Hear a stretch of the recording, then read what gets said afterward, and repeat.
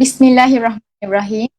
Assalamualaikum warahmatullahi wabarakatuh dan selamat sejahtera.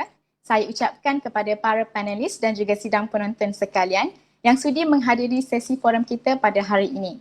Saya ingin mengucapkan ribuan tahniah kepada semua penonton yang mengikuti program ini, terutamanya para wanita yang sibuk dengan urusan rumah tangga tetapi meluangkan masa untuk bersama-sama menambah ilmu pengetahuan pada hari ini.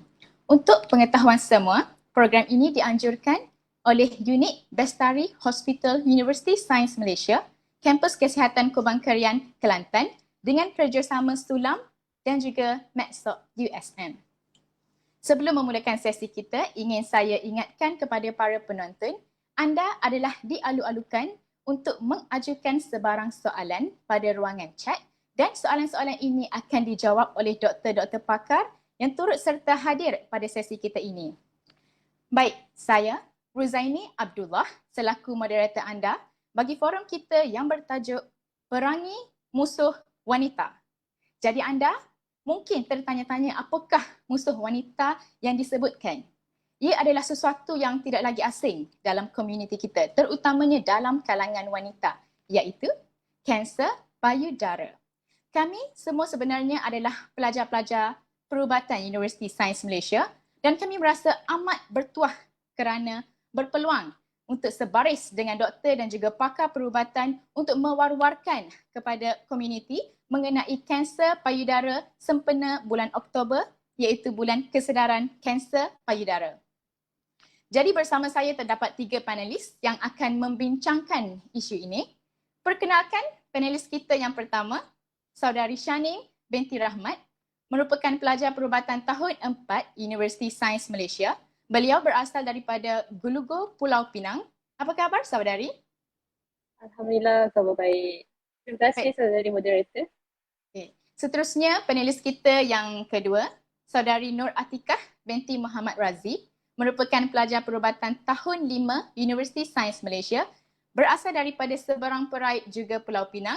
Apa khabar saudari? Alhamdulillah, khabar baik. Semoga semua penonton dan moderator juga sihat-sihat ya. Terima kasih. Dan panelis kita yang ketiga, Saudari Alia Najwa binti Ahmad Faris yang merupakan pelajar perubatan tahun 4 Universiti Sains Malaysia. Sihat saudari?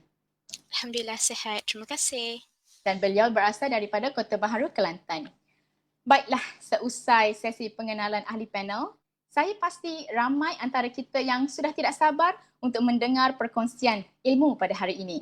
Tanpa membuang masa lagi, ingin saya terus mengajukan soalan kepada panelis kita yang pertama.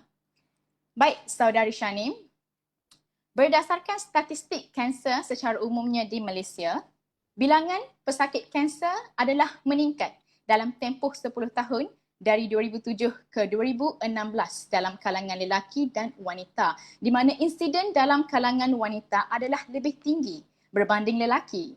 Dan dalam kalangan wanita juga kanser payudara pula merupakan penyakit yang mempunyai angka pesakit tertinggi diikuti kanser kolorektal dan juga kanser cervix. Jadi sudikah saudari untuk menceritakan serba sedikit kepada para penonton kita hari ini, apakah itu sebenarnya kanser payudara?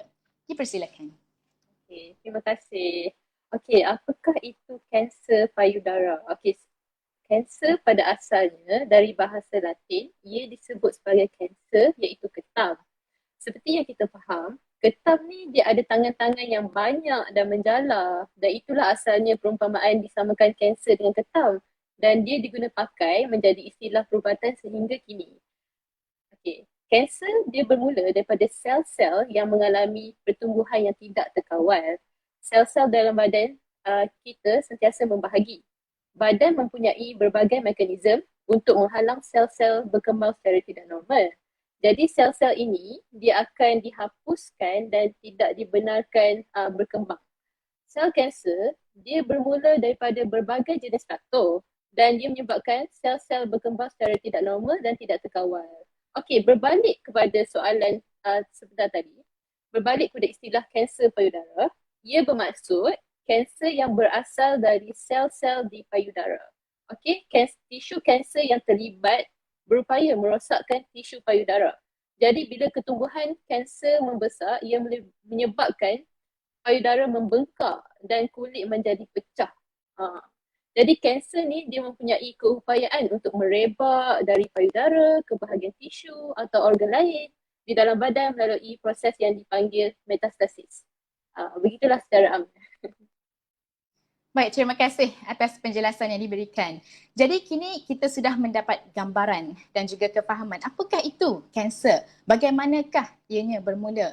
Sebagaimana yang diceritakan sebentar tadi, kanser payudara secara mudahnya difahami merupakan sel payudara yang berkembang secara tidak normal ataupun di luar kawalan kita kata disebabkan oleh beberapa faktor-faktor yang tertentu.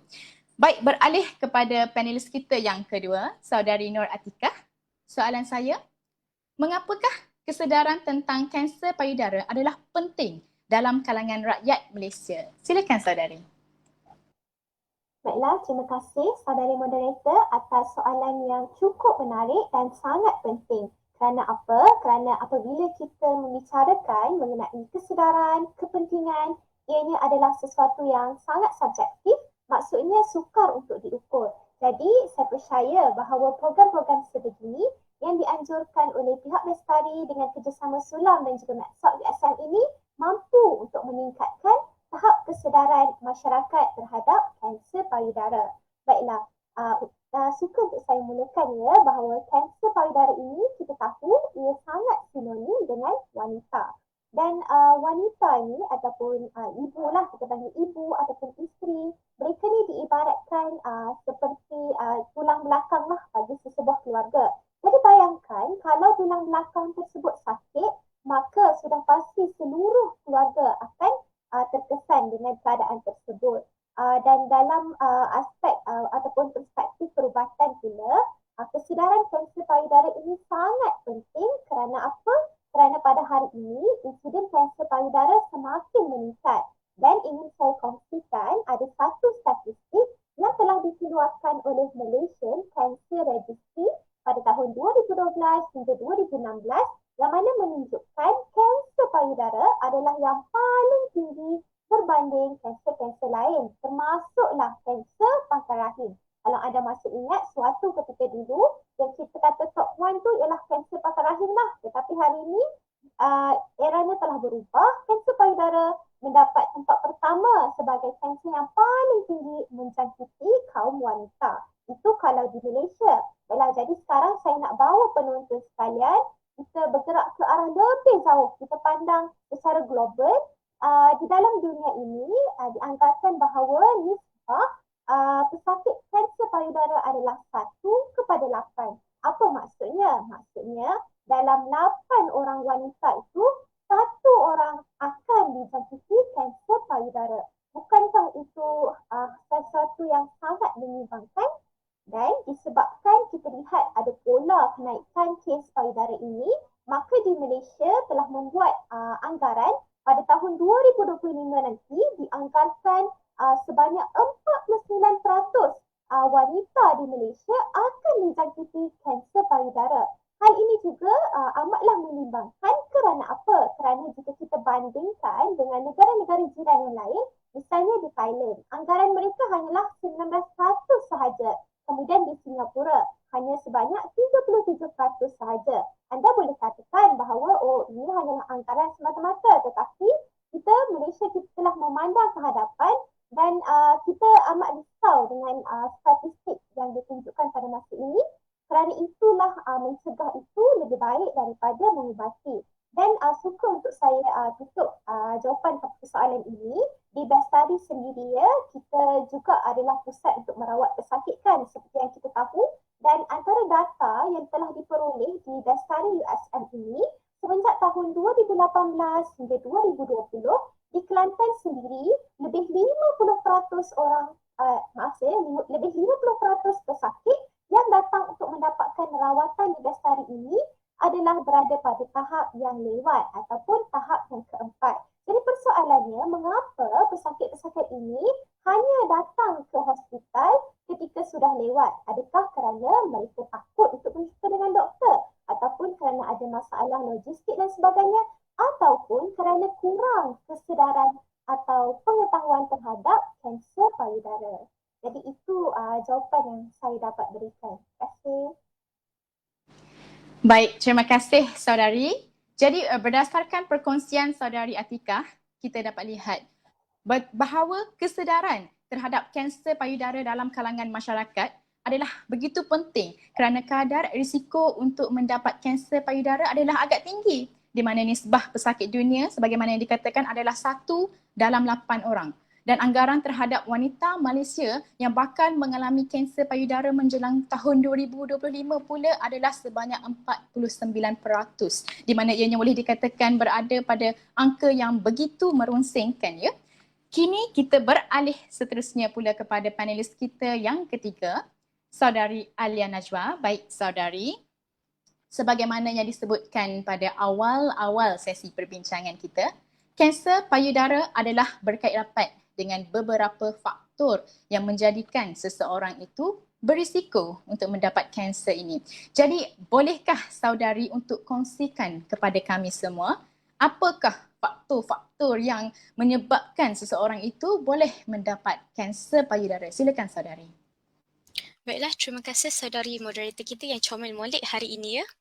Baiklah, berbalik kepada soalan yang diajukan oleh saudari moderator, sebagai seorang wanita dan juga ahli keluarga, amatlah penting untuk mereka mengetahui apakah itu sebenarnya faktor-faktor yang mendorong seseorang itu untuk mengidap penyakit kanser payudara, supaya mereka ini dapat tampil dengan keadaan yang segera ke klinik ataupun hospital berdekatan apabila mereka mempunyai faktor-faktor ini, supaya pihak doktor dapat melakukan pemeriksaan lanjutan dan juga sekiranya perlu mereka akan memberikan rawatan yang tepat.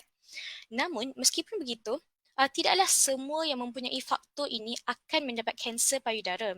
Begitu juga sebaliknya, iaitu tidak semua yang tidak mempunyai faktor ini tidak akan mendapatkan kanser payudara. Sebab itulah begitu penting ilmu tentang faktor-faktor yang menyebabkan seseorang ini mendapat kanser payudara. Baiklah, sebuah kajian telah dijalankan yang menunjukkan bahawa terdapat beberapa faktor khusus yang menyebabkan seseorang itu lebih cenderung kepada kanser payudara. Saya boleh bahagikan faktor-faktor ini kepada dua bahagian. Yang pertama ialah faktor yang boleh diubah suai dan yang kedua ialah faktor yang tidak boleh diubah suai. Baiklah, saya akan jelaskan sedikit tentang faktor-faktor yang tidak boleh diubah suai. Ada 6 kesemuanya.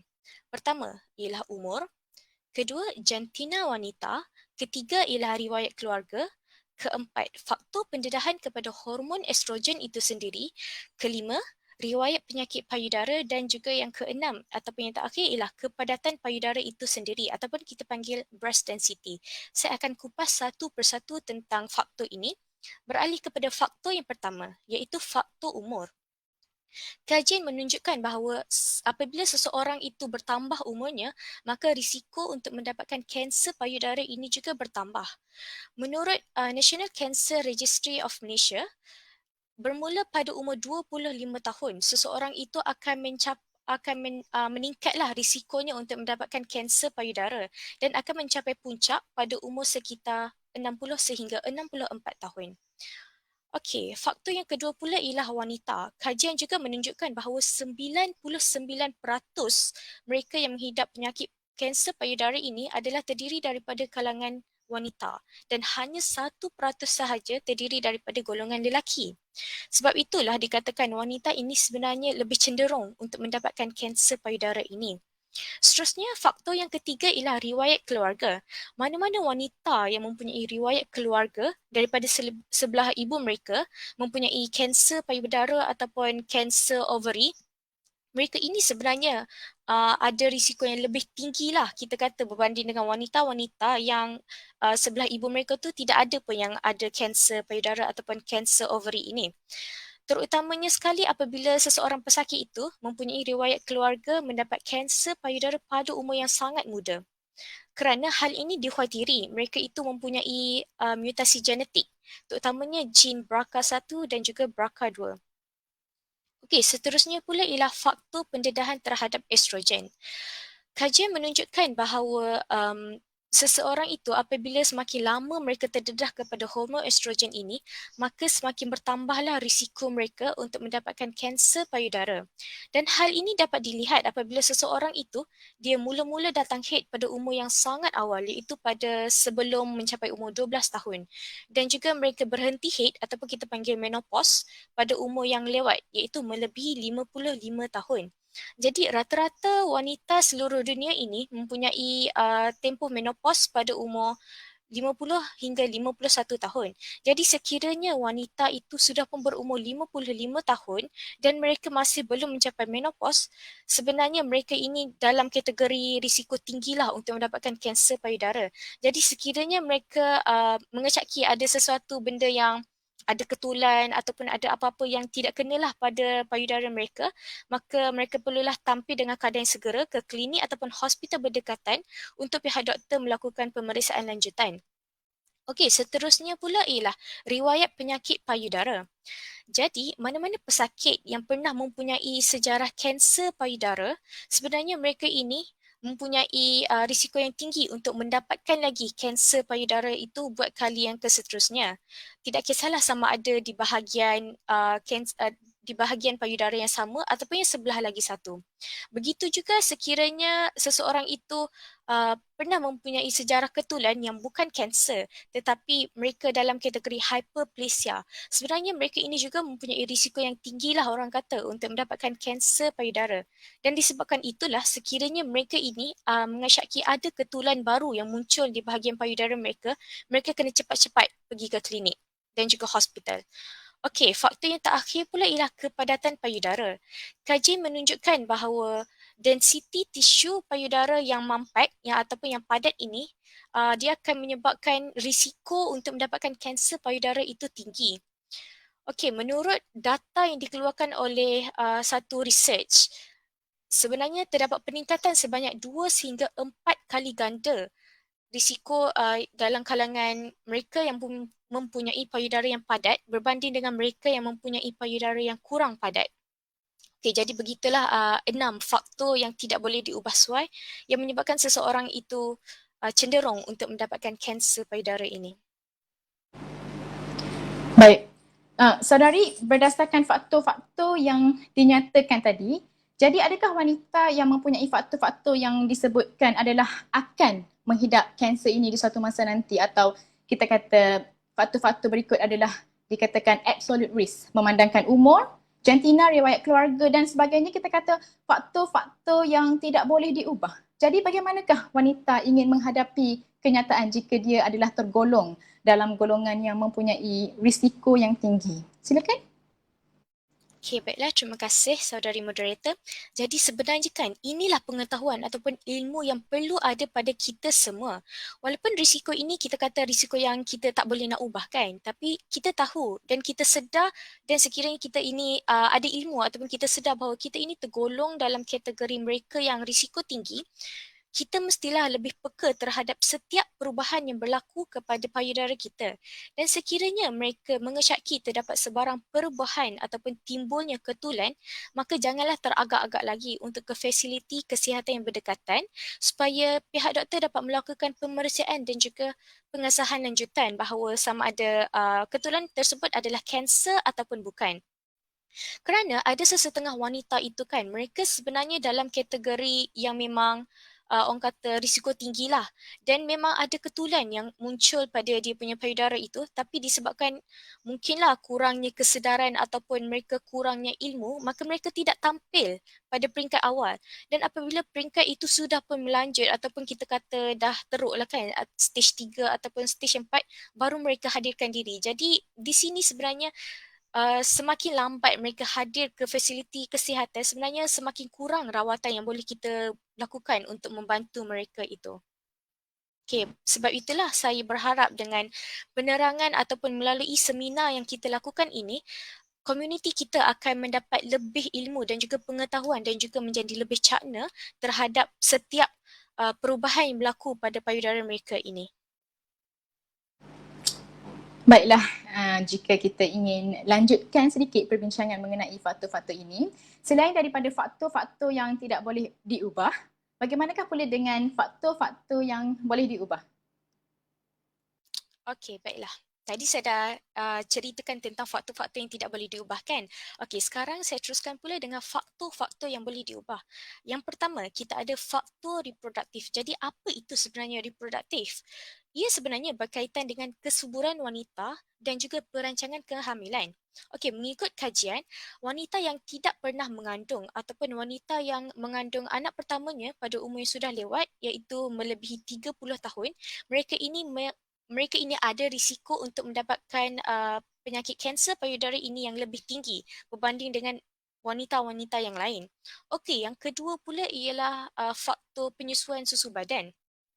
Sebenarnya Tuhan memang jadikan susu badan kita ni ataupun breastfeeding ini sebagai faktor protektif kepada kanser payudara. Kerana mengikut statistik yang telah dijalankan oleh para saintis dan juga para doktor, insiden kanser payudara ini lebih tinggi dalam kalangan wanita yang tidak melakukan penyesuaian susu badan berbanding dengan mereka yang memberi susu badan selepas melahirkan bayi. Okey, jadi begitulah serba sedikit, okey? Oh, agak menarik input ini ya. Wanita yang tidak mengandung ataupun tidak menyusu adalah dikatakan mempunyai risiko kanser payudara yang agak tinggi ya. Jadi, sudikah saudari untuk perincikan lagi penerangan terhadap faktor-faktor berikut dengan harapan info-info yang sebegini penting benar-benar sampai dan juga difahami sejelasnya kepada para penonton kita. Silakan. Okey, baiklah. Sebenarnya apabila seseorang itu dia mengandung ataupun dia menyusu badan lah kan, bila dia mengandung lah pertama sekali, terdapat dua hormon yang akan meningkat dalam badan iaitu hormon estrogen dan juga hormon progesteron. Okey, jadi sebenarnya efek estrogen ini dia akan diseimbangkan dalam tempoh apabila mereka itu mengandung ataupun mereka itu menyusu badan. Begitu juga selalunya sebab kita sudah sedia maklum bahawa hormon estrogen yang tinggi dalam badan ini menyebabkan seseorang itu lebih cenderung untuk mengidap kanser payudara. Jadi, apabila seseorang itu menyusu badan, hormon progesteron yang dirembeskan oleh badan ibu itu sebenarnya dia akan melawan kesan ataupun melawan efek hormon estrogen itu menjadikan ia sebagai faktor protektif terhadap kanser payudara. Dan disebabkan itulah apabila wanita yang mengandung dan juga wanita yang menyusu badan, mereka ini kurang risikonya untuk mendapat kanser payudara ini. Baik saudari, selain daripada faktor kehamilan sebagaimana yang diterangkan, adakah lagi faktor-faktor risiko lain yang boleh diubah? Ya, sebenarnya ada lagi beberapa faktor lain. Okey, yang pertama ialah faktor berkaitan dengan pengambilan hormon estrogen eksternal ataupun estrogen luar lah seperti pengambilan pil perancang keluarga dan juga terapi hormon gantian terutamanya bagi pesakit yang menopause sebab bila pesakit menopause ni dia dah tak ada hormon estrogen lah kan kita kata. Jadi disebabkan itulah mereka ini biasanya akan mengambil hormon estrogen eksternal ataupun estrogen luar ini. Meskipun begitu, kajian menunjukkan bahawa risikonya adalah sangat rendah dan seseorang itu mungkin akan dapat kanser payudara sekiranya pengambilan pil itu adalah dalam jangka masa yang lama iaitu sekitar 5 hingga 10 tahun. Jadi sekiranya wanita itu dia ambil dalam tempoh 2 tahun ataupun 3 tahun kemudian dia berhenti maka sememangnya mereka ini risiko rendah lah orang kata untuk mendapatkan kanser payudara itu. Okey, seterusnya kita juga ada gaya hidup. Ini sangat penting dalam apa-apa kanser pun sebenarnya ini sangat penting. Okey, seperti yang kita tahu, obesiti dan juga kurangnya aktiviti fizikal ini sebenarnya dia boleh dikaitkan dengan peningkatan risiko menghidapi kanser payudara ini. Selain daripada itu juga kita ada pengambilan alkohol. Jadi pengambilan alkohol ini sebenarnya terutamanya kepada wanita lah yang sudah menopause, sebenarnya ini menjadi risiko tambahan untuk menghidapi sebarang kanser payudara ini. Okey, walaupun saya cakap macam tu kan, sebenarnya gaya hidup yang tidak sihat ini seperti yang saya mention tadi, sebenarnya dia bukanlah sahaja faktor risiko kepada kanser payudara, malah apa-apa jenis kanser. Disebabkan itulah kita sememangnya disarankan untuk mengamalkan gaya hidup yang sihat dan memastikan bahawa badan kita ini tidak cenderunglah kepada maksudnya tidak macam mengalami obesiti ke apa supaya kita ini tidak cenderung untuk mendapatkan apa-apa kanser. Baik Ribuan, terima kasih saya ucapkan kepada saudari Alia atas perkongsian yang begitu jelas ya dan bermanfaat untuk kita semua.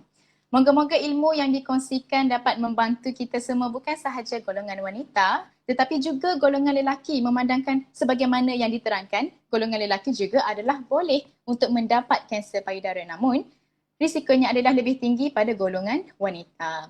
Jadi sekarang saya ingin kembali kepada panelis kita yang pertama.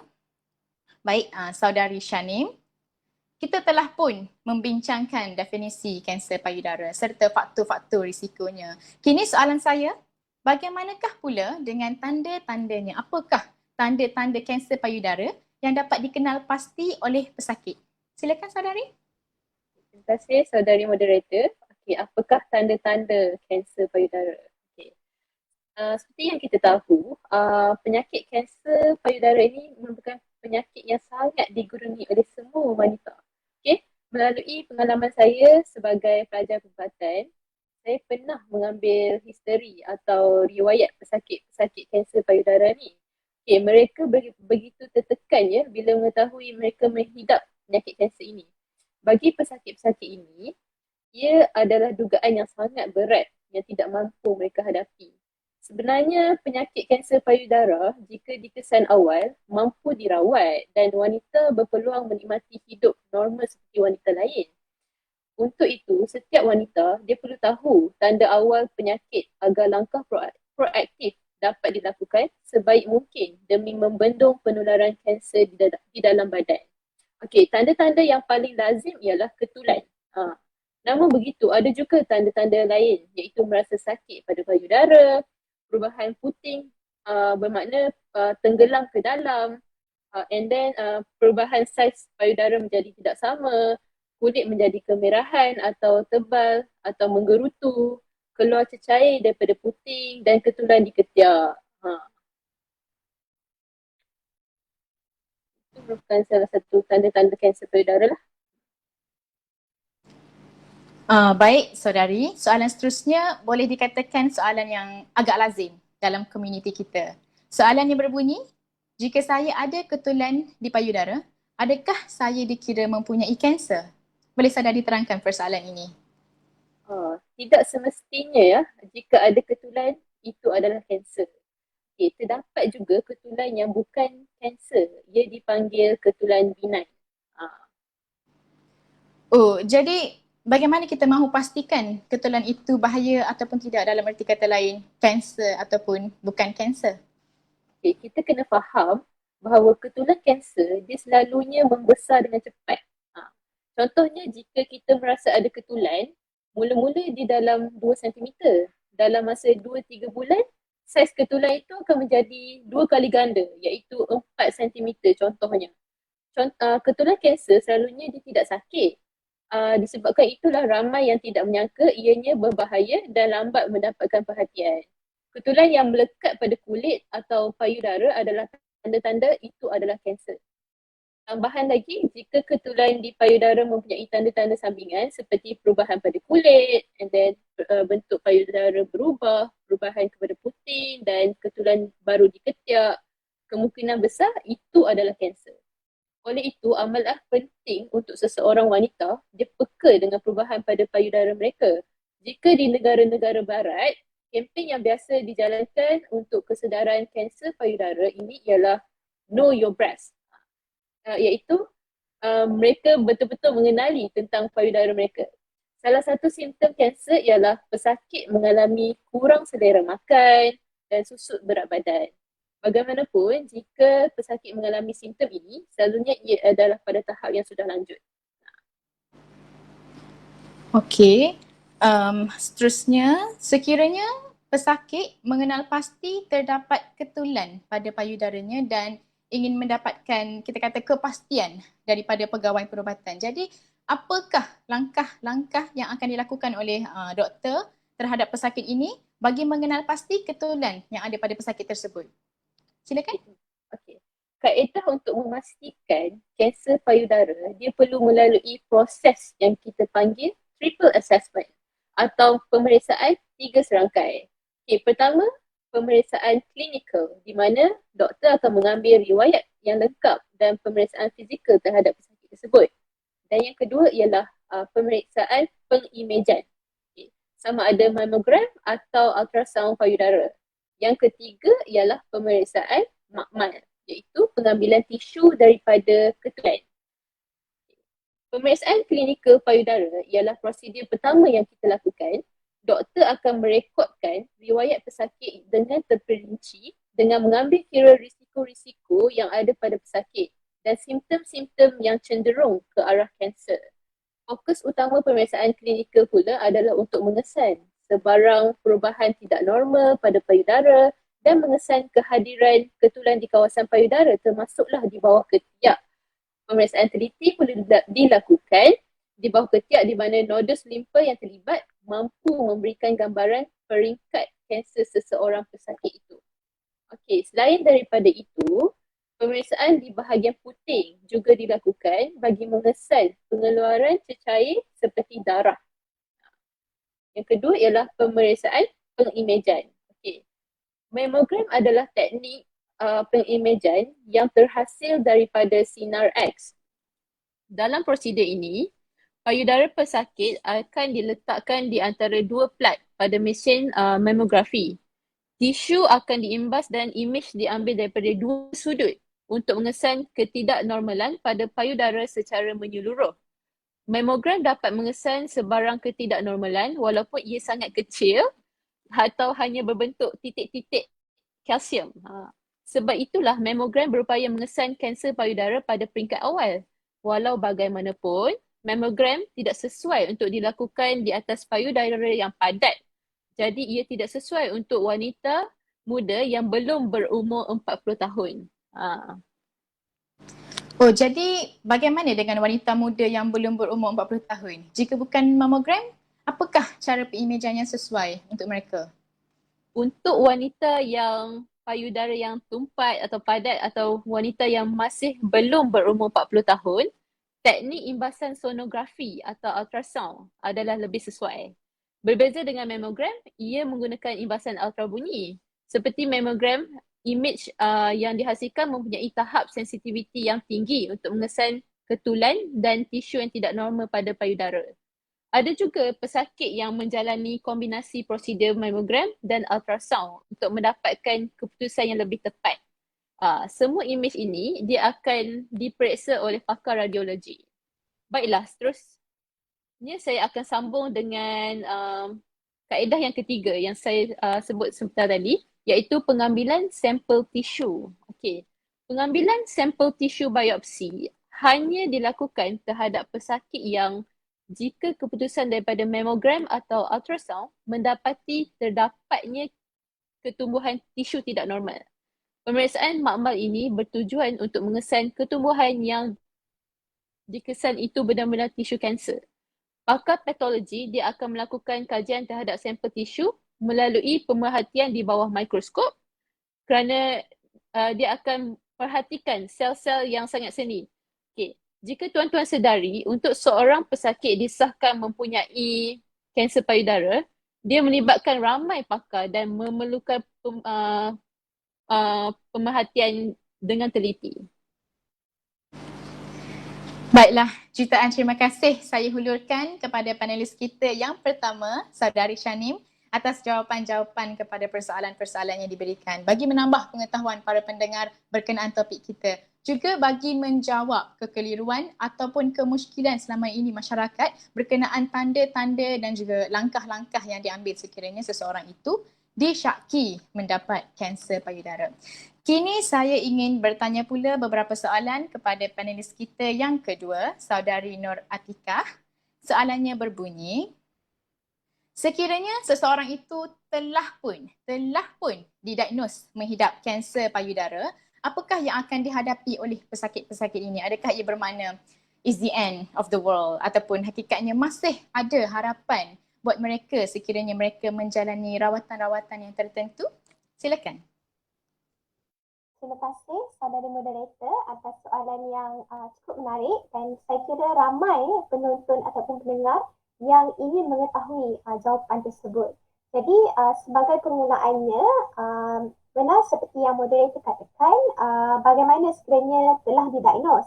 Jadi kalau sebelum ini panel Saudari Syanin telah menceritakan bagaimana cara untuk mendiagnos ataupun kita kata mengesahkan seseorang itu mendapat kanser, iaitu 3 tadilah ataupun 3 serangkai kan, iaitu kita ada pemeriksaan klinikal, pemeriksaan pengimejan, iaitu kita buat mammogram ataupun ultrasound, dan yang ketiga pemeriksaan makmal, iaitu kita ambil sampel tissue biopsi. Baiklah, katakan ketiga-tiga langkah ini kita telah laksanakan dan seseorang pesakit itu telah disahkan untuk mendapat kanser payudara. Jadi langkah seterusnya adalah doktor akan menjalankan pemeriksaan CT scan.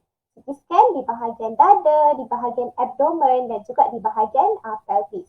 Dan kenapa CT scan ni adalah penting? Kerana kita ingin mengetahui tahap ataupun stage kanser payudara tersebut. Dan penonton harus tahu bahawa apabila kita katakan kanser, bukannya hanya kita katakan A sahaja, tetapi tidak, dia ada A, B, C dan D. Dalam kes ini, kanser payudara kita ada tahap kosong, 1, 2, 3 dan 4. Dan rawatan untuk setiap tahap ini adalah berbeza. Baiklah, kita dah masuk kepada bahagian rawatan. Jadi berkaitan dengan rawatan kanser payudara ini melibatkan empat elemen lah. Yang pertama ialah pembedahan. Okay.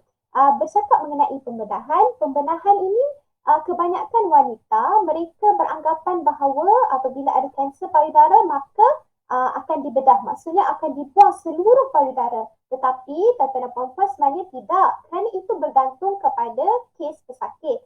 Bila kita bercakap mengenai pembedahan, seperti yang tertera di paparan, kita ada pembedahan yang hanya membuang keturunan sahaja, iaitu kita buang sebahagian tisu kanser dan juga di sekelilingnya tisu yang normal, ataupun boleh jadi kita buat pembedahan yang memerlukan pesakit itu dibuang seluruh kanser payudara atau kita panggil sebagai mastectomy. Dan selain pembedahan, yang kedua kita ada kemoterapi, yang ketiga kita ada radioterapi dan yang keempat ialah terapi sasaran. Okay, baiklah, rawatan-rawatan ini harus diingat. Kita akan beri tidak semestinya empat-empat rawatan ni setiap pesakit perlu melalui, tetapi boleh jadi satu ataupun kita kombinasi satu rawatan dengan rawatan yang lain mengikut kes pesakit yang tertentu. Dan rawatan ini adalah berdasarkan kepada 3 faktor, iaitu yang pertama jenis kanser dan juga status reseptor kanser yang kita dapati daripada hasil kita ambil biopsi tadilah. Yang kedua ialah tahap kanser yang kita peroleh daripada hasil CT scan yang kita buat. Dan yang ketiga bergantung kepada status kesihatan pesakit. Dan sepanjang kira-kira 4 tahun lah ya saya belajar USM ini, melalui pemerhatian saya apa yang diamalkan di Bestari USM ini, semasa sesi kaunseling pesakit dan juga doktor di Bestari, suami dan juga ahli keluarga akan turut serta dalam sesi kaunseling tersebut. Untuk kita kata doktor akan beri penerangan yang lengkap terhadap rawatan yang akan dijalankan terhadap penyakit tersebut. Dalam aspek yang lain, kita dapat lihat bahawa sebenarnya apabila pesakit tu mengetahui bahawa dia mendapat kanser payudara, sudah pasti akan ada tekanan emosi kan dan sebagainya. Jadi melalui kaedah ini sebenarnya ahli keluarga akan lebih faham keadaan pesakit tersebut dan mampu untuk memberikan sokongan moral kepada pesakit. Okey. Dan juga seperti yang saya maklumkan tadi, apa-apa pun sekiranya anda mempunyai sebarang gejala, segeralah berjumpa dengan doktor kerana saya pasti di Bestari juga kita menyediakan rawatan atau sesi kaunseling yang terbaik untuk pesakit-pesakit. Baik, terima kasih. Saudari, sebagaimana yang diterangkan sebentar tadi, rawatan adalah berdasarkan tahap-tahap yang tertentu, betul? Jadi, saudari bolehkah terangkan sedikit mengenai tahap yang menentukan kaedah rawatan kanser kepada pesakit ini? Baiklah, terima kasih saudara moderator. Saya kira soalan ini lanjutanlah kepada jawapan yang saya berikan tadi. Seperti saya katakan, kanser payudara ini bukan hanya ada satu tahap saja, tapi kita ada tahap 0, 1, 2, 3 dan 4. Jadi kita pergi satu persatu lah. Okey, secara ringkasnya, kanser payudara ini kita dapat bahagikan kepada 3 peringkat. Okey, Yang pertama, kita ada peringkat awal. Yang kedua, kita ada peringkat rebakan setempat. Dan yang ketiga, kita ada peringkat lanjut ataupun metastatik. Jadi saya akan huraikan satu persatu. Baiklah, yang pertama peringkat awal di mana kanser payudara tersebut berada pada tahap kosong, 1 dan juga 2. Okey, tahap kosong ni bagaimana? Tahap kosong ni kita panggil dia karsinoma in situ. In situ maksudnya kanser tu hanya ada di dalam sel ductus sahaja ataupun sel lobus dan dia tidak keluar lagi dari sekatan membran tersebut. Kalau tahap 1 pula, kanser tu dah keluar dari sekatan membran tapi saiznya masih kecil, iaitu kira-kira 1 hingga 2 cm sahaja. Manakala tahap 2 ialah kanser yang lebih besar saiznya, kira-kira 2 hingga 5 cm. Dan kanser ni juga dia dah merebak ke nodus limfa di mana? Di bahagian ketiak. Jadi kalau kanser pada peringkat awal ni, tahap kosong, 1 dan 2 hanya memerlukan pembedahan kecil. Pembedahan kecil itu apa? Maksudnya kita akan buang tisu kanser dengan tisu normal di sekelilingnya sebab kita nak pastikan tak ada lagi sel kanser yang tertinggal. Dan inilah yang saya sebut sebentar tadi, kita hanya buang ketulan kanser sahajalah atau dalam bahasa perubatannya kita panggil sebagai white local excision. Okey, namun sekiranya pesakit tu lewat untuk mendapatkan rawatan dan telah memasuki peringkat yang lebih lanjut atau lebih tinggi lah. Jadi rawatannya mungkin berbeza. Okey, tadi saya dah terangkan mengenai peringkat awal. Sekarang peringkat yang kedua atau iaitu peringkat setempat atau kita namakan sebagai locally advanced breast cancer. Okey, ini adalah peringkat pada tahap ketiga lah.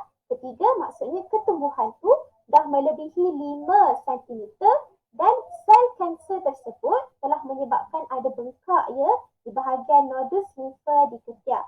Namun belum ada lagi kita kata penularan ataupun kanser tu bergerak ke organ-organ dalam badan yang lain. Itu tahap ketiga. Dan tahap yang terakhir sekali iaitu tahap yang keempat di mana sudah ada kanser sel kanser payudara ni di organ-organ lain. Contohnya kat bahagian hati, paru-paru, tulang ataupun otak. Okay, jadi untuk tahap 3 dan juga tahap 4 ini, selalunya rawatan kita akan mulakan dengan kemoterapi.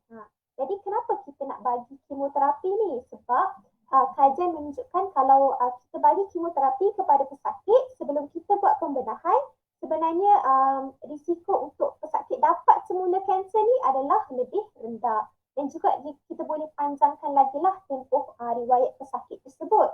Jadi selepas kita dah buat kemoterapi, langkah seterusnya ialah pembedahan. Kebanyakan pesakit yang datang pada tahap 3 dan 4 ni, pembedahannya adalah mastektomi. Mastektomi ni ialah kita buang keseluruhan bahagian payudara yang terlibat lah, sama ada di bahagian kanan, kita buang kanan, kalau kiri, kita buang di bahagian kiri.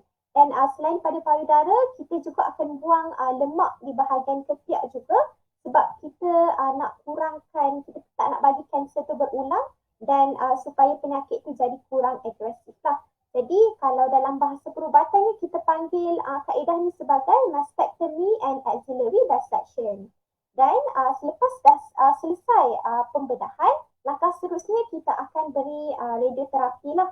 Radioterapi ni selalunya kita beri sebagai rawatan susulan selepas pembedahan dan kemo sebab kita nak matikan sel-sel kanser yang mungkin masih aktif lagi. Maksudnya belum cukup mati lagi sewaktu pembedahan itu. Jadi kalau saya rumuskan tu, kalau tahap 3 dan 4 ini kita bermula dengan kemoterapi, kemudian pembedahan dan seterusnya ialah radioterapi. Dan yang terakhir sekali ada juga sebenarnya rawatan yang kita berdasarkan status reseptor pesakit. Maksudnya apa? Katakan kalau pesakit tersebut mempunyai hormon estrogen ataupun progesteron yang aktif atau positif, mereka ni kita akan bagi ubat anti hormon. Untuk kita nak kata kita nak melawan pertumbuhan kanser tersebut lah. Dan kalau pesakit ni tergolong dalam golongan mereka yang positif HER2, kita ada HER2, jadi mereka ni kita akan bagi ubat lain lah, kita panggil sebagai terapi sasaran. Saudari, kami boleh dikatakan sedikit sebanyak sudah fahamlah mengenai reseptor hormon seperti estrogen dan juga progesteron yang ada dalam badan wanita. Tapi apakah pula reseptor HER2 yang disebutkan sebentar tadi? Bolehkah saudari terangkan sedikit mengenai reseptor HER2 itu? Boleh, sudah pasti saudari ya. Okey, HER2 ni apa? Okey, reseptor HER2 ni ialah sejenis protein ya. Protein yang ada di permukaan sel. Fungsi HER2 ni adalah untuk pertumbuhan sel. Maksudnya kita nak bagi sel tu berkembang dan tumbuh dengan banyak lah. Okey, dan kita nak banyakkan sel tu. Tapi kita tahu kalau sel kanser ni adalah sesuatu yang jahat lah. Kita panggil sesuatu yang jahat. Tapi sekiranya pesakit tu ada positif HER2 dan protein ni kita hasilkan dalam kuantiti yang sangat tinggi. Jadi sudah pasti dia akan kita mempengaruhi pertumbuhan sel-sel kanser. Jadi sel-sel kanser ni akan berkembang, akan tumbuh dengan lebih cepat dan lebih agresif lagi. Dan satu daripada 5 pesakit kanser payudara dikenal pasti mereka ni ada reseptor HER2 positif. Lalu mereka memerlukan rawatan terapi sasaran lah untuk kita kata nak melawan balik reseptor ini. Dan kalau saya boleh simpulkan lah ya, macam kita lihat kanser payudara ni adalah sesuatu yang sangat kompleks. Maksudnya bukanlah apabila kita katakan kanser jadi kita beri ubat ni. Tidak. Tetapi ia bergantung kepada kes pesakit. Sebab itulah banyak kali diulang oleh panel-panel yang lain juga. Sekiranya ada simptom, ada gejala tidak pasti, segera berjumpa dengan doktor kerana perbincangan dengan doktor itu perlu untuk memberikan rawatan terbaik kepada pesakit. Baik, saudari izinkan saya untuk bertanyakan soalan yang seterusnya. Jadi saudari sebentar tadi menyebut antara rawatan yang disediakan adalah melibatkan pembedahan, kemoterapi dan radioterapi dan sebagainya lah. Namun kita juga maklum bahawa tidak semua pesakit adalah bersetuju untuk mereka dibedah. Jadi bolehkah saudari terangkan sedikit tentang isu ini? Bolehkah seseorang itu untuk tidak bersetuju dibedah? Silakan. Okay, baiklah. Terima kasih ya saudari moderator. Kerana kalau saya sendiri bukan sebagai pelajar perubatan, jadi mungkin saya juga kita kata toksik lah nak bedah-bedah ni kan sebab saya pun takut. Tetapi setelah saya kira belajar dan mengetahui tentang penyakit ini, maka saya lebih faham kenapa rawatan ini disediakan. Tetapi secara konsepnya kalau kita nak cakap bidang kedoktoran ni lah kan, kita berasaskan etika dan juga undang-undang. Maksudnya tak ada seorang pun pesakit yang kita akan bagi rawatan tanpa kerelaan pesakit tu.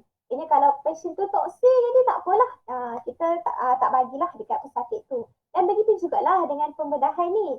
Jadi tapi harus diingatlah, pesakit kena ingat bahawa setiap doktor pasti ingin memberikan rawatan yang terbaik kepada pesakit mereka berdasarkan apa yang mereka telah belajar lah, ilmu-ilmu yang dipelajari semua tu. Dan kita bimbang sebenarnya kalau lambat ya, kalau kanser payudara ni tak dibedah, dia akan merebak ke organ-organ yang lain. Dan harapan untuk sembuh tu akan menjadi lebih tipis. Okay?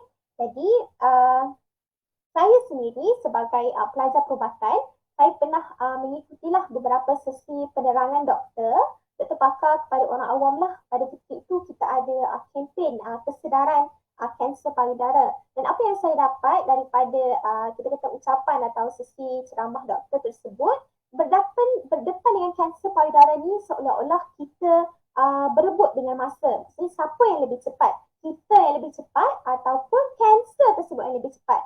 Maka kalau kita lambat walaupun sesaat ke seminit, kita lambat sikit saja, peluang untuk merawat pesakit tu sepenuhnya kita akan hilang. Sebab apa saya katakan begitu? Sebab anda bayangkan setiap saat kita bernafas, setiap saat kita bernyawa dan setiap saat juga darah tu akan beredar dalam badan kita dan sel-sel kanser ini boleh menjalani proses metastasis. Metastasis lah maksudnya daripada kanser di payudara sahaja. Kemudian ia merebak ke organ-organ yang lain. Apabila ia dah sampai ke bahagian hati, paru-paru, tulang belakang ataupun otak, jadi ia akan menyebabkan gejala yang lebih teruk kepada pesakit. Dan sekiranya perkara ini berlaku, harus diingat tidak banyak pilihan rawatan yang kita mampu berikan untuk pesakit.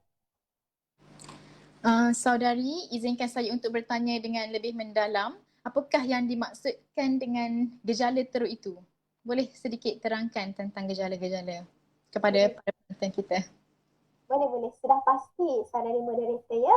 Okey, bila kita katakan teruk, maksudnya teruk itu sesuatu yang negatif lah. Okey. Jadi gejala teruk ini ialah gejala yang dalam bahasa perubatan kita panggil sebagai advanced breast cancer lah atau tahap yang lanjut. Dan gejala ini selalunya kita akan dapati dalam pesakit yang berada di tahap 4 dan ia bergantung kepada organ-organ yang terlibat. Okey, misalnya katakan kanser tersebut bermula di bahagian payudara kemudian merebak ke bahagian hati. Hati itu dalam bahasa Inggeris kita panggil liver lah. Jadi apabila dia bergerak ke bahagian hati, ia menyebabkan kegagalan fungsi hati. Okey, jadi kita mesti akan fikir apa itu fungsi hati. Hati ni organ yang sangat penting dalam badan. Kerana apa antaranya? Ia akan untuk buang toksin dalam badan, untuk hasilkan protein, untuk proses pencernaan dan sebagainya lah. Makna kata semua fungsi penting tu adalah tanggungjawab hati. Jadi kalau ada kegagalan hati, maka pesakit tu boleh mengalami gejala seperti contohnya kita nampak bawah mata dia ni, mata dia menjadi kuning ataupun kita panggil jaundice lah. Ataupun boleh ada air berkumpul dalam perut, jadi nampak perut tu buncit je. Dan mungkin pesakit tu kita nampak macam tak sihat je kan. Sebab apa? Sebab tadi hati untuk buang toksin dalam badan. Jadi semakin kurang fungsi tersebut, jadi pesakit tu pun mungkin letih yang melampau sebab kurang tenaga dan sebagainya lah. Okey, yang kedua, kalau kanser tersebut dari payudara kemudian ia merebak ke bahagian paru-paru pula. Okey, boleh menyebabkan adanya air di lapisan pleura. Kita panggil pleural effusion lah. Okey, jadi bila ada air kat lapisan pleura tu, bayangkan kita akan bernafas, kita sedut oksigen dan kita akan buang karbon dioksida. Tapi sekarang ada benda lain di bahagian lapisan pleura paru-paru kita ni. Jadi menyebabkan paru-paru itu tak dapat mengembang dengan comel lah kita kata. Dan pesakit ni apa akan jadi? Dia akan jadi sesak nafas. Sebab apa? Sebab susah untuk pesakit tu bernafas. Dan mungkin juga pesakit tu sampaikan dia tak boleh tidur dalam keadaan baring. Jadi dia kena tidur dalam keadaan duduk supaya paru-paru tu boleh kita kata pump oksigen dengan lebih efisien lah. Dan yang terakhir boleh jadi juga kanser tu daripada kanser payudara yang merebak ke bahagian tulang. Selalunya di bahagian tulang belakang lah. Dan apabila jadi begini boleh menyebabkan pesakit jadi lumpuh. Seterusnya pesakit ni tak mampu bergerak. Baik, jutaan terima kasih saya ucapkan kepada saudari Nur Atikah atas penerangan yang diberikan. Sidang hadirin, demikian tadi penjelasan yang begitu jelas ya tentang langkah-langkah yang diambil terhadap pesakit parah payudara, gejala-gejala terhadap komplikasinya serta kaedah-kaedah rawatan yang disediakan. Buat makluman hadirin sekalian, kita sudah pun menghampiri penghujung sesi kita pada hari ini. Jadi ingin saya bertanyakan soalan yang terakhir kepada ahli panel kita yang ketiga iaitu saudari Alia Najwa. Baik saudari Alia, sebentar tadi saudari Atikah sudah pun memberi pencerahan tentang rawatan-rawatan yang diberikan seperti pembedahan, kemoterapi dan sebagainya. Kini sudikah saudari untuk terangkan kepada kami semua selain daripada rawatan yang disebut, adakah terdapat cara-cara alternatif untuk merawat kanser payudara ini? Silakan saudari. Baiklah, terima kasih saudari moderator. Okey, rawatan alternatif ya. Sebenarnya, rawatan alternatif ni bukanlah bermaksud rawatan selain daripada rawatan standard ataupun rawatan yang disediakan di hospital lah. Sebenarnya, rawatan alternatif ni juga dikenali sebagai complementary medicine. Maksudnya apa? Maksudnya rawatan yang seiring dengan rawatan kanser. Rawatan complementary ini kita boleh jadi termasuklah acupuncture, rawatan herba dan juga perawatan Islam. Jadi semua rawatan ini sebenarnya boleh diberikan seiring dengan rawatan kanser untuk meningkatkan lagi keupayaan penyembuhan pesakit. Yang menjadi masalah kat sini ialah apabila seseorang itu dia mencari rawatan, mencari jalan lain selain daripada perubatan moden ini ataupun perubatan standard ini, mereka terus berhenti daripada mendapatkan rawatan tersebut dan hanya pergi kepada rawatan alternatif itu sahaja. Jadi ini sebenarnya menyebabkan kanser ini berpeluang untuk berkembang dan juga merebak. Okey, ada juga saya pernah dengar lah kisah-kisah ataupun khabar-khabar angin yang mengatakan bahawa terdapat bomoh mahir yang mengubati penyakit kanser yang sudah pun berada pada tahap 4. Jadi sebenarnya benda ni salah lah. Kalau walaupun pesakit itu dia nak pergi berjumpa dengan bomoh, tapi dia tidak boleh meninggalkan rawatan moden kita ni, rawatan standard yang diberikan. Kerana rawatan standard yang telah pun yang kita sediakan di hospital ini sebenarnya berdasarkan banyak sangat kajian dan sudah terbukti berkesan. Maka disebabkan itulah ia dipraktikkan oleh para doktor seluruh dunia. Okey, apa yang saya dengar terhadap bomoh tersebut ialah dia kata dia boleh merawatlah payudara yang sudah pun mengeluarkan nanah. Jadi sekiranya payudara itu sudah pun mengeluarkan nanah, kita boleh katakan kemungkinan payudara itu sudah mengalami kanser tahap 4 tau. Okey, jadi dan kemungkinan juga ia boleh jadi nanah payudara yang biasa ataupun breast abscess. Jadi kita tak tahu. Sekiranya pesakit itu tidak hadir ke hospital, maka para doktor tak boleh nak buat apa-apa. Kita tak boleh nak periksa sama ada itu adalah kanser ataupun tidak. Dan sebenarnya nanah-nanah itu adalah disebabkan oleh kuman yang ada dalam badan kita. Jadi kiranya macam kuman tu dia dah merebak apa semua dah. Jadi kalau dia dah merebak ke organ-organ lain macam yang panelis kita yang kedua tadi ceritakan, maka itu dah kira tahap lanjut lah, dah bahaya. Jadi sebenarnya kan kalau yang nanah payudara yang biasa yang bukan kanser ini dia akan sembuh dengan sendirinya dan tidak memerlukan rawatan lanjut ataupun pembedahan seperti kemoterapi, dan sebab itulah kita memang mengesyorkan para pesakit untuk hadir ke hospital dulu supaya kita dapat melihat apakah itu sebenarnya, apa yang menyebabkan nanah itu, adakah itu kanser ataupun hanya nanah biasa. Okey, di sini saya ingin berkongsikan sedikit statistik lah yang menunjukkan riwayat pesakit berdasarkan tahap. Okey, cuba kalau kita lihat bila pesakit itu sudah pun mencapai tahap 3 di mana kansernya sudah pun membesar, kadar untuk hidup sepanjang 5 tahun itu akan jatuh mendadak kepada 72% sahaja.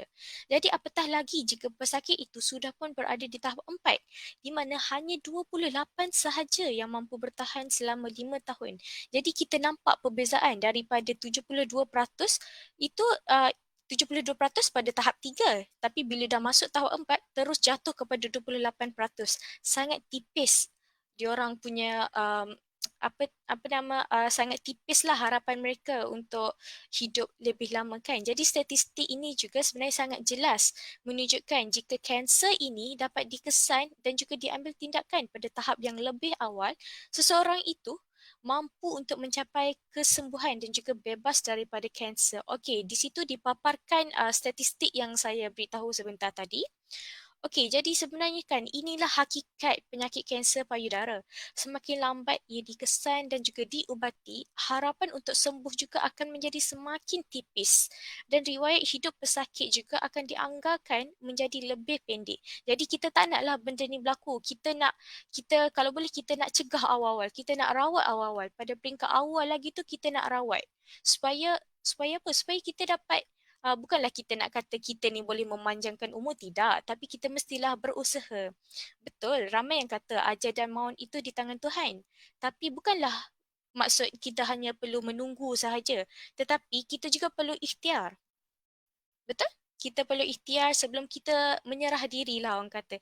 Jadi disebabkan itulah saya menyuruhlah semua yang hadir pada forum hari ini untuk sama-sama menyebarkan ilmu yang telah pun disampaikan oleh ketiga-tiga panelis kita ni, termasuk diri saya sendiri, untuk menyebarkan ilmu ini kepada sesiapa sahaja yang kita kenal, adik-beradik, saudara mara, rakan-rakan, ibu, ayah, nenek. Ceritakan semua ilmu ini supaya masing-masing akan mendapat manfaat dan juga kebaikan daripada forum ini, insya-Allah. InsyaAllah. Hadirin sekalian, sedar tidak sedar, rupanya sudah lebih kurang 1 jam ya kita bersiaran. Terasa masih tidak cukup sebenarnya untuk kita berbincang mengenai kanser payudara ini. Saya percaya sebenarnya masih banyak info yang ingin disampaikan oleh semua ahli panel kita, namun masa tidak mengizinkan. Baiklah, sebelum mengakhiri forum kita hari ini, saya ingin memberi peluang kepada semua panelis kita untuk menyimpulkan ataupun memberi kata-kata akhir lah kepada semua penonton. Mungkin kita akan mulakan dengan panelis kita yang pertama. Silakan Saudari Shanin. Okey, terima kasih. Okey, tuan-tuan dan puan-puan, saya faham mungkin simptom dan tanda-tanda yang kami bincangkan di sini seolah-olah menggerunkan. Percayalah, sebenarnya kami bukan bertujuan untuk menakutkan. Sepanjang pengalaman saya sebagai pelajar perubatan, secara peribadi saya amat bersimpati bila melihat seorang wanita yang masih muda dan terlantar di hospital berbulan-bulan lamanya kerana mengalami gejala kanser tahap 4. Ada yang terpaksa memakai oksigen, ada yang terpaksa diberikan ubat morfin untuk menahan sakit. Jadi, majoriti tidak dapat bergerak ke mana-mana kerana terlalu lemah. Andai boleh dipusingkan waktu, mungkin jika pesakit-pesakit ini dapat rawatan yang lebih awal, penderitaan yang sedemikian dapat dielakkan. Jadi saya dan rakan-rakan di sini menyeru wanita untuk jangan berfikir panjang jika merasa ada sesuatu yang tidak kena pada payudara untuk terus tampil mendapatkan rawatan dengan segera. Baik, terima kasih Saudari Shani. Seterusnya panelis kita yang kedua, silakan.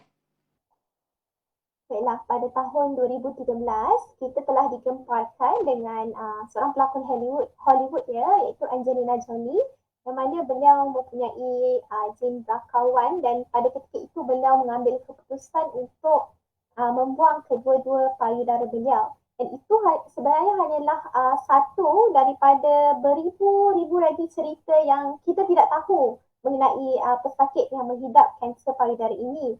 Dan saya juga bersetuju ya dengan apa yang panel pertama tadi katakan dan suka saya bercerita sedikit lah ya ketika saya di tahun 3 ya, dan saya ada pernah mengambil riwayat seorang pesakit kanser payudara ini yang pada ketika itu dimasukkan ke ward untuk pembedahan. Dan bayangkan beliau menunggu sehingga 1 tahun ataupun kita kata 12 bulan atau 365 hari untuk mengambil keputusan untuk tampil ke hospital. Walaupun dikatakan banyaklah sebenarnya info mengenai kanser payudara ada di sana di sini, kempen kesedaran, forum, program dan sebagainya, tapi beliau berasa malu untuk diperiksa dan takut untuk pembedahan. Tapi akhirnya pesakit ini diakur ya apabila kanser tu dia telah membengkak dan bayangkan dia menjadi ulcer yang berdarah. Ketika itu barulah pesakit ini sedar bahawa sebenarnya di hospital ini ramai doktor-doktor wanita yang boleh merawat pesakit-pesakit wanita. Jadi kesimpulan dari saya adalah puan-puan semua jangan malu kerana hak puan-puan untuk mendapatkan rawatan itu yang terbaik sentiasa ada. Hargailah nyawa anda dan mencegah lebih baik daripada mengubati. Terima kasih. Terima kasih. Dan panelis kita yang ketiga, silakan. Okey, baiklah. Sebagai penulis yang terakhir lah kan, tak banyaklah saya nak cakap apa-apa. Cuma saya punya harapan ialah supaya penyampaian yang kami berikan ini dapat memberikan impak yang maksimal lah kepada semua lapisan masyarakat. Kerana apa? Kerana kesihatan kita, kesihatan keluarga kita, kawan-kawan kita, saudara mara kita, semuanya adalah tanggungjawab kita bersama. Begitu jugalah dengan nenek kita apa semua. Jadi sesiapa sahajalah, tolonglah sampaikan ilmu yang kami berikan sepanjang forum ini. Berilah nasihat yang betul dan yang terbaik.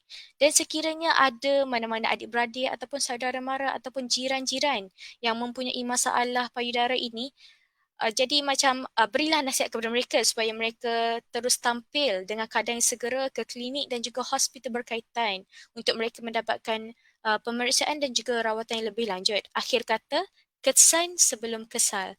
Marilah kita sama-sama perangi musuh wanita yang utama ini iaitu kanser payudara. Jadi, saya mewakili rakan-rakan panelis mengucapkan jutaan terima kasih dan juga meminta maaf jika terdapat sebarang salah dan silap sepanjang tempoh kami bersiaran ini. Sehingga kita berjumpa lagi ya. Assalamualaikum. Baik, nampaknya kita sudah pun betul-betul tiba di penghujung sesi ya. Akhir kata ingin saya mengucapkan ucapan terima kasihlah kepada semua ahli panel kita kerana sudi untuk mencurahkan segala maklumat dan ilmu pengetahuan kepada kita semua. Harapan saya dan kami semua agar sesi forum kita pada hari ini dapat melahirkan masyarakat yang lebih peka dan cakna akan isu kanser payudara, selanjutnya dapat membantu menyelamatkan komuniti kita daripada musuh wanita ini. Sidang hadirin yang dihormati, kalau berjalan dah sampai ke batas. Kalau berkayuh dah sampai ke pulau. Kalau mendaki dah sampai ke puncak kita. dah sampai ke penghujung bicara. Saya sekali lagi mewakili semua ahli panel mengucapkan ribuan terima kasih kepada semua hadirin yang sudi hadir pada sesi forum kita hari ini. Entah kata salah tutur, entah maksud salah sampai, segala kebaikan adalah daripada Allah Subhanahu Wa Taala dan keburukan juga daripada Allah, tetapi disandarkan kepada saya. Sekian, Assalamualaikum.